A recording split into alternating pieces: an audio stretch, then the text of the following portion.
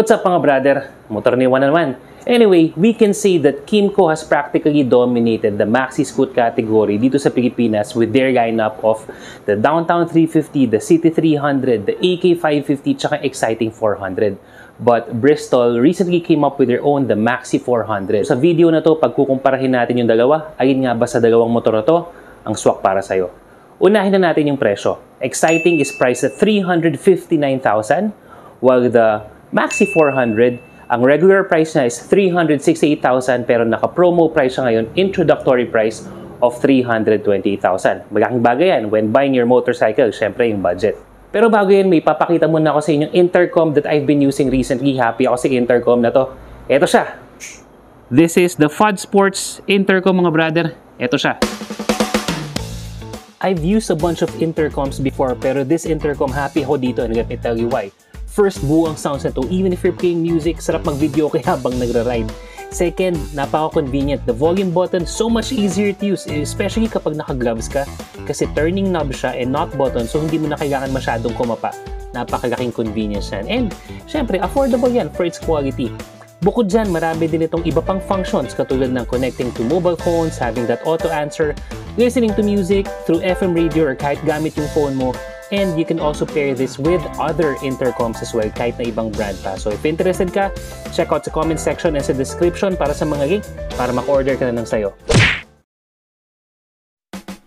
Sa looks, subjective to depende talaga sa mata ng motorista. For the Xciting S, mas sporty yung feel nito with aggressive lines and forms. You will see several layers of shapes and contour that blends well together. Matapang yung headlight assembly, parang galit at gustong kumawala.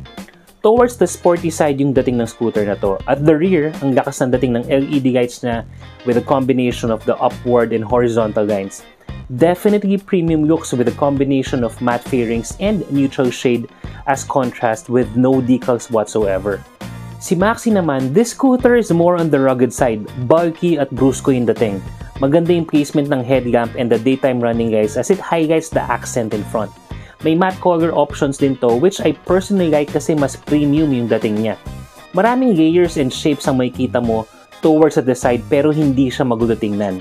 At the rear, you will get that V-shaped headlight so sa looks talagang ikaw bahala mamili dyan Comment mo brother kung alin ang mas pogi sa'yo between these two scooters.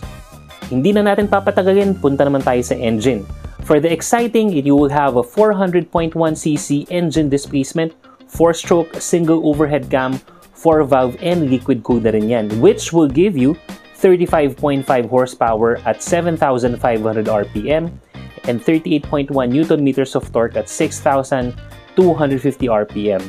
Now, going over to the Maxie, what you will have is 377cc, 4-stroke, single-cylinder, 4-valve, dual overhead cam, and take note, Bosch EFI na rin yan.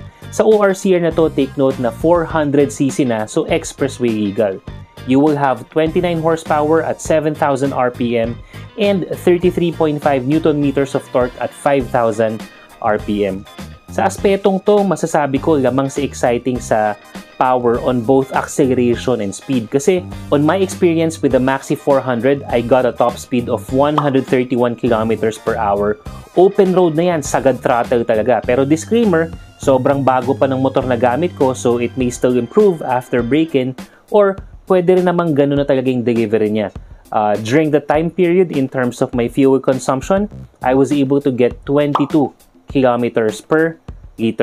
While the Xciting 400 naman, it can easily deliver 131 km/h kasi hindi pa sagaran yung gamit ko niyan. On our trip from Subic, ang kas ko si Mrs.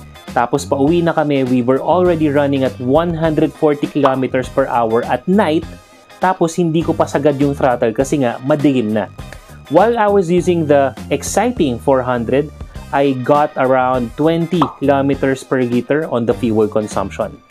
Punta naman tayo sa brakes. Si Xciting, you will have front dual disc at 280mm and rear single disc at 240mm. Both are ABS channel na. While si Maxie, sa front at saka sa rear, you will have single disc brake pero ABS channel na rin yan. The brakes from each scooter is very capable. Okay yung kagat ng ABS nila but I'll be giving the edge to the Xciting S400 for having the dual disc in front for better stopping power. When it comes to the suspension, pagdating kay Xciting, you will have telescopic fork in front with just a little allowance dun sa pinya para hindi sumayad yung fairings mo. And you will have dual shocks pre-adjustable naman sa likod. While the Maxie, you would also have the telescopic fork, and we can see immediately na mas malaki yung pre-allowance from the suspension neto.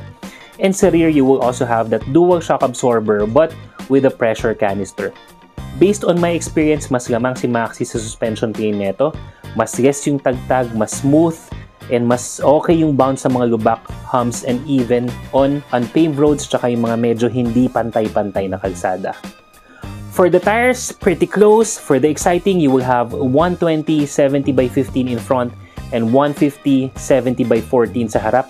Habang kay Maxie naman is slightly smaller at 120 70 with 14-inch diameter yung mags, and sa rear naman 150 70x13.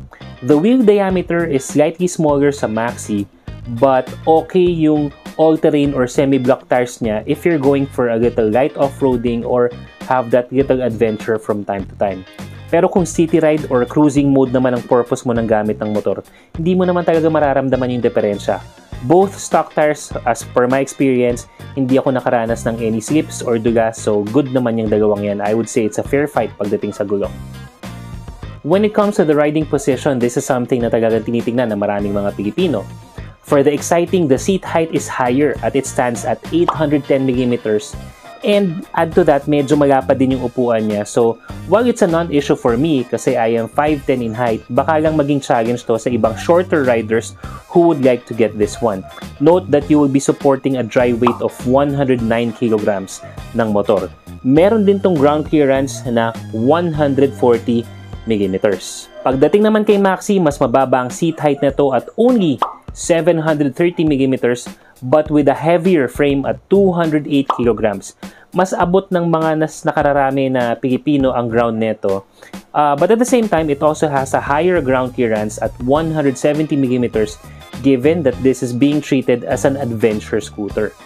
For the features, we will just note some of the cool features for each bike. Hindi na natin gagahatin kasi baka matagalan tayo. Pero for the full features, you can check out my full review ng parehas na bike na to.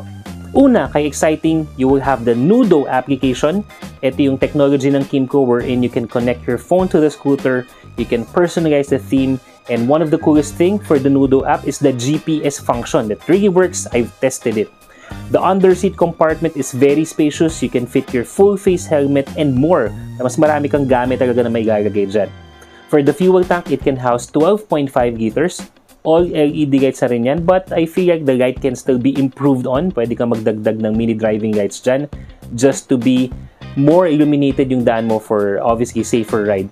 You would also have the front pockets with charging port that's easier to open than the Maxie, especially if you're on the go kasi kay Xciting pinipindot lang yan eh. For the Maxie 400, supposedly it would also have that phone connectivity function, but when the motorcycle was sent to me, hindi pa available yung app that would connect the Maxie to your phone. So I guess we'll see. Abangan nyo rin if may mga update tayo dyan. For the underseat compartment, it's very shallow. Walang magkakasyang helmet. This is one of the things na talagang underwhelming kay Maxie, and I was a little bit disappointed. Pero it is what it is. That's the way it's built. But you can fit some things and jackets and documents right in there.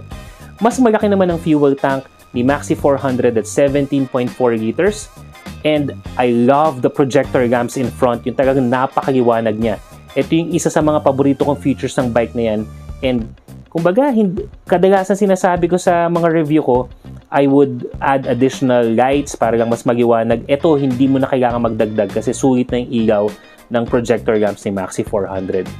You would also have the front pockets with charging port, but you have to twist the lever or yung parang pinaka-switch na to open and close the pockets.